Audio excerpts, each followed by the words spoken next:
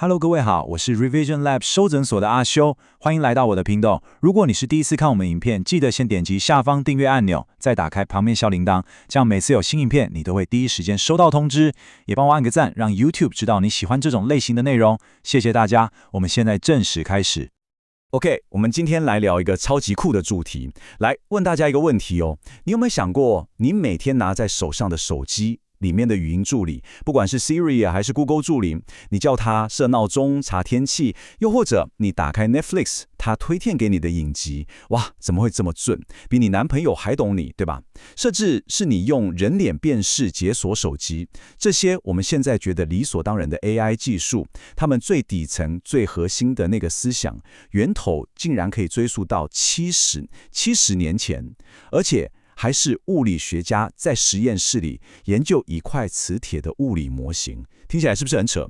物理学跟人工智慧这两个领域听起来根本就是八竿子打不着，对吧？但你没听错，正是这个天才般的连结，催生了我们这个时代最重要的一场科技革命。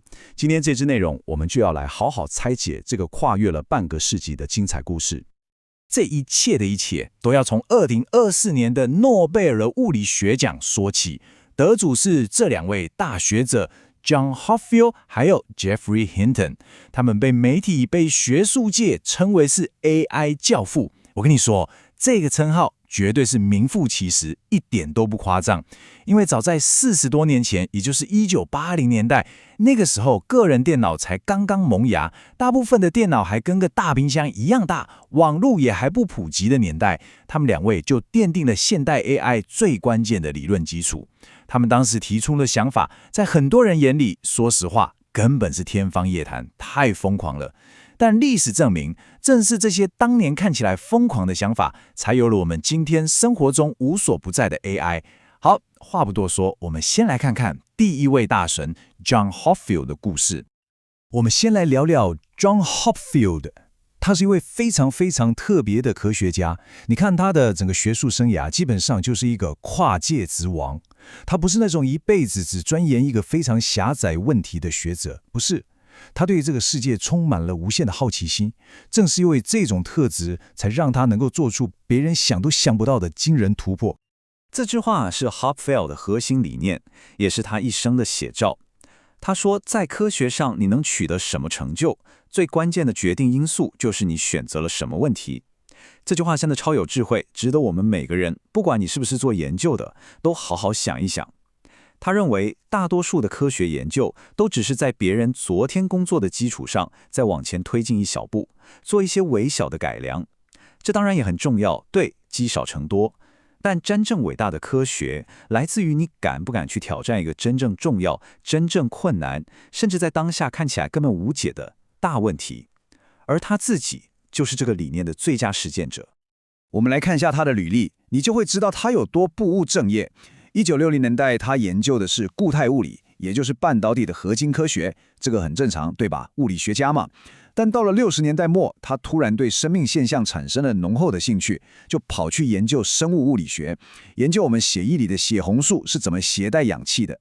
接着70年代，他又跳到生物化学，去研究细胞在合成蛋白质的时候是怎么像打字校稿一样去校对错误的。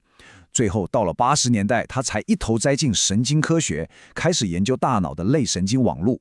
你看，他从无机世界的物理跳到生命世界的生物，再到分子世界的化学，最后才走进大脑科学。正是因为他有这么多元的背景，他才能用一个全新的视角来看待大脑。他开始思考一个共同的问题：这些看似不同的系统，不管是蛋白质反应网络还是神经元网络，它们是怎么进行集体运算的？这个问题就为他接下来的惊人发现埋下了伏笔。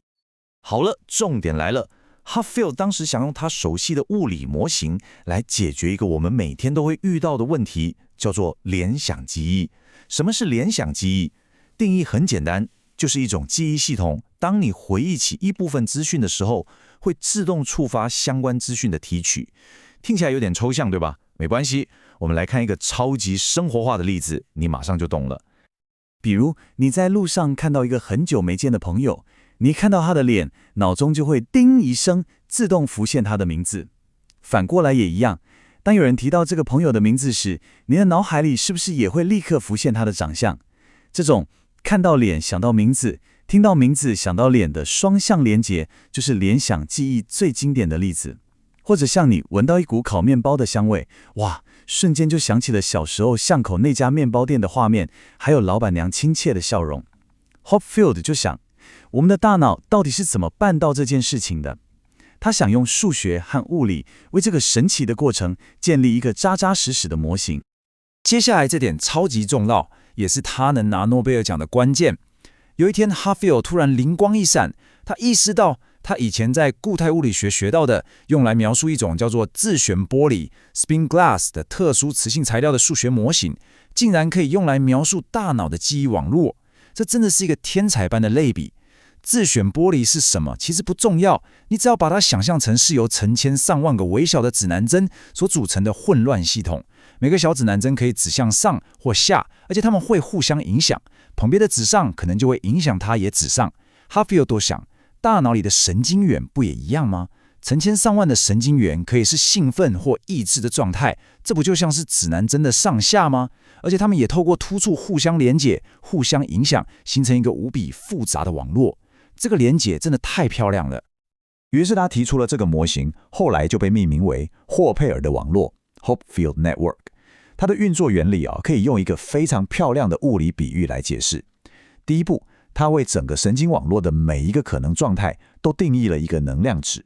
你可以想象一个由高山和深谷组成的能量地貌图。第二步，这个网络会像一颗球在崎岖的山坡上滚动一样，自然地去寻找能量最低的状态。物理定律嘛，万物都趋向于稳定低能量的状态，对吧？所以球会一直滚，直到滚到一个山谷的谷底，然后就稳定下来了。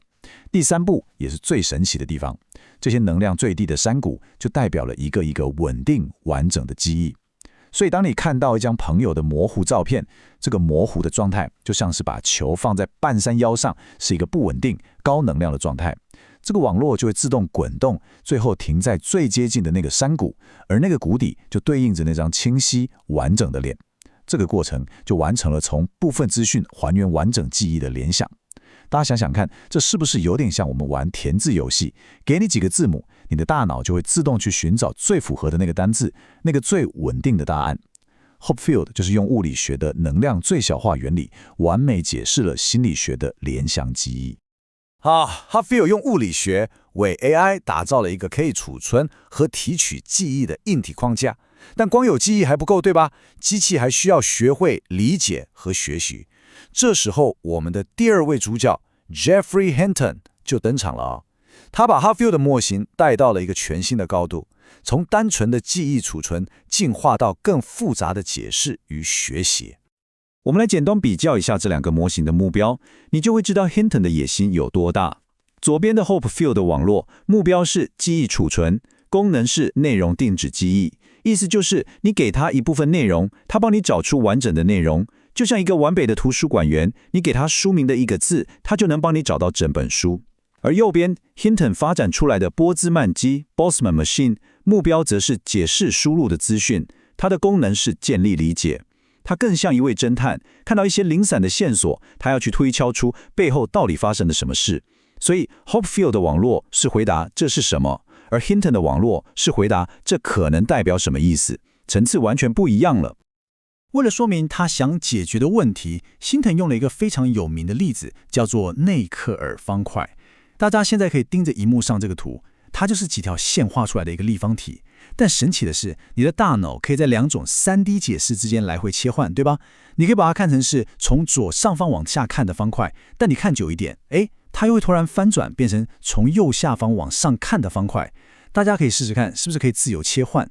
辛腾的问题就是，同样的2D 线条，却有两种完全不同但都合理的 3D 解释。我们能不能让一个机器像人脑一样看到这两种可能性？这就不是单纯的机遇题处了，这需要解释与想象。但是要实现这个宏大的目标 ，Hinton 当时面临了2大挑战，也可以说是2座大山。第一个是搜索问题，就像我们刚刚说的能量山谷。很有可能那颗球滚到一个小山沟就停下来了，他以为这就是最好的解释了，但其实旁边还有一个更深更大的山谷，那才代表一个更好的解释。那要怎么避免卡在一个还不错但不是最好的答案呢？第二个是学习问题，这个更难。网络里面神经元之间的连接强度要怎么设定才是对的？我们谈的不是10个、100个连接哦，而是几百万、几亿个连接的强度。你总不能靠工程师一个一个手动去调吧？那比登天还难。网络必须要能够自己从数据中学会这些正确的连接强度。好，我们来看 Hinton 怎么解决。对于第一个搜寻问题， Hinton 从统计物理学中借来了一个非常聪明的解决方案，加入噪音，或者更学术一点的说法是随机性。它让神经元的反应变得不那么确定，有点随机，就好像当那颗球滚到一个小山沟的时候，你轻轻地晃动一下整个山坡，这个晃动也就是噪音，就有可能提供足够的能量让球跳出这个小山沟，继续滚动，去寻找那个最深、能量最低的全球最深值球值。用个生活化的比喻，就像你在一个陌生城市找最好吃的餐厅，如果你只去饭店旁边那家还不错的，你可能就错过了巷子里那家真正的神级美味。你需要一点随机的探索，才能找到最好的答案。这个加入随机性的方法，让网络有能力探索更多的可能性，不会轻易满足于第一个找到的答案。至于第二个学习问题， Hinton 和他的合作者发明了一个超级优雅、超级有启发性的演算法，叫做清醒睡眠演算法。这个演算法有2个阶段，就跟我们人一样。第一阶段是清醒期，这时候网络会观察真实世界的资料，比如给他看成千上万张猫的照片。当网络看到猫的眼睛、耳朵、胡须时，对应的某些神经元会一起被活化，演算法就会去加强这些一起活化神经元之间的连接。这就是所谓的物以类聚，一起被触发的关系就变好。但重点是第2阶段睡眠期，这时候网络不看外面的资料了，它开始自己做梦。它会根据已经学到的连接强度，自己在脑中生成猫的图像。在做梦的时候，如果某些神经元又一起活化了，演算法反而会去减弱它们之间的连接。这个设计真的太神了。它的核心哲学就是清醒时相信你所看到的，睡觉时怀疑你所想象的。透过这样一来一回的加强与减弱，网络就能够慢慢学会真实世界数据的内在结构，而不是死记硬背。这就好像机器在透过做梦来整理和巩固记忆，真的非常像我们人脑的学习过程。好了，讲到这里，我们有了 Hopfield 的记忆框架，也有了 Hinton 的学习演算法。理论上 AI 的大脑已经准备好了，但故事还没结束。这些在80年代就提出的强大理论，为什么在接下来的20年里几乎销声匿迹，甚至还进入了所谓的 AI 寒冬？接下来我们就要来讲这个理论如何从被遗忘的角落变成一场真正的科技革命。这是一个很关键的问题，对吧？如果 Hinton 的波兹曼机这么厉害，这么聪明，既能解释又能学习，为什么我们等了将近30年才开始广泛使用它？是理论有什么致命的缺陷吗？还是有其他更深层的原因？答案其实非常简单，但也很残酷，就是因为它超级无敌慢，真的就是慢到没办法用。还记得我们刚刚说的网络需要晃动一下让球跳出来去探索吗？这个过程在物理学上叫做达到热平衡，它需要大量的反复的计算。在80、90年代甚至2000年初，电脑的算力跟现在完全不能比，根本就不够。用当时的超级电脑去跑一个小小的波兹曼机，可能就要花上好几天甚至好几个礼拜。所以这个理论虽然非常优美，但在当时的技术条件下完全不实用，所以就被打入了冷宫，只有少数研究者还在默默坚持。直到2006年左右， Hinton 和他的学生们终于想出了一个绝妙的办法，这也是整个故事的转捩点。他们对原本的波兹曼机做了一点简化，变成所谓的受限波兹曼机，也就是 RBM。 这个受限的意思是同一层的神经元之间不能互相沟通，这大大简化了计算，让模型跑起来快多了。但最关键的创新是，他们把这些 RBM 像叠乐高一样堆叠起来，进行逐层的预训练。第一层 RBM 先看最原始的数据，比如图片的像素，学习一些最基本的特征，像是线条、边缘、角落。接着把第一层学到的特征当作新的数据喂给第2层 RBM，让它学习更复杂的特征，比如由边缘组成的眼睛、鼻子，然后再把第二层学到的喂给第三层，学习更复杂的组合，像是整张脸。这就像教一个小孩，先教他字母，再教他单字，最后才教他句子。透过这样一层一层地预先打好基础，他们终于找到了一个有效的方法来训练深度神经网络。这篇论文的发表直接点燃了深度学习革命的火焰。这个突破的影响是海啸级的，很快的，基于这个技术的应用就一个一个冒出来了。2012年 ，Google 把它用在 Android 手机的语音辨识上，错误率瞬间降低了25%。大家突然发现手机真的听得懂人话了。同一年 ，Hinton 的学生用一个叫做 AlexNet 的模型参加了全球最权威的图像辨识大赛 ImageNet。以压倒性的优势夺冠，让电脑看懂图片的能力产生了质的飞跃。还有 Netflix 当年举办100万美元大奖，征求最好的电影推荐演算法，获胜的团队也大量使用了 RBM 的技术。一直到今天，我们看到的 ChatGPT、Midjourney 等等生成式 AI， 它们的底层架构都留着当年这个突破的血意。Hinton 自己对这段历史有一个非常棒的比喻。他说 ，RBM 就像是一种酵素或催化剂，它促成了一个转变的发生。一旦转变完成了，你就不再需要那个酵素了。这句话说得太好了。今天最顶尖的 AI 模型可能已经不太直接使用 RBM 了，因为我们有了更强的硬体和更有效率的训练方法。但我们绝对不能忘记，是 RBM 这个催化剂在最关键的历史时刻打开了深度学习的大门。让整个领域从理论上可行一举跨越到了实际上可行的全新境界。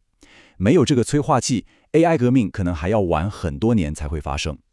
好了，故事讲到这里，我们来做个总结。回顾这整段从物理学到 AI 的奇幻旅程，真的会发现，我们今天所享受的一切都是建立在这些巨人的肩膀上。简单整理一下刚刚的内容 ，John Hoffield 他是一位桥梁的建造者，他把看似无关的物理学和神经科学连接起来，用能量模型的概念为 AI 打造了一个可以储存和提取记忆的基础设施。而 Geoffrey Hinton 他是一位演算法的发明家，他发明了让这个网络能够自主学习理解世界的方法，特别是那个优雅的清醒睡眠演算法，以及后来引爆革命的 RBM 堆叠法。一位搭建了跨领域的桥梁，另一位发明了让机器拥有智慧的演算法。两人的工作，一个是硬体蓝图，一个是软体灵魂，完美结合，才共同奠定了现代 AI 的基石。最后总结一下今天的重点：第一 ，Hoffield 用物理学的能量模型为 AI 打造了记忆的硬体基础；第二 ，Hinton 发明了做梦学习法，为 AI 注入了理解世界的软体灵环。而第三点，也是我觉得最重要的启示。最深刻的科学突破往往来自于跨界。如果 Hoffield 一辈子只研究半导体，如果 Hinton 没有从统计物理学中寻找灵感，我们今天可能就没有这么强大的 AI 了。所以，保持好奇心，勇于跨界，或许才是创新的真正道路。今天的内容就到这边。如果你觉得自己有帮助，记得马上点赞、加订阅、加开启小铃铛。我们正在冲订阅，需要你的支持。我是阿修，我们下次见，拜拜。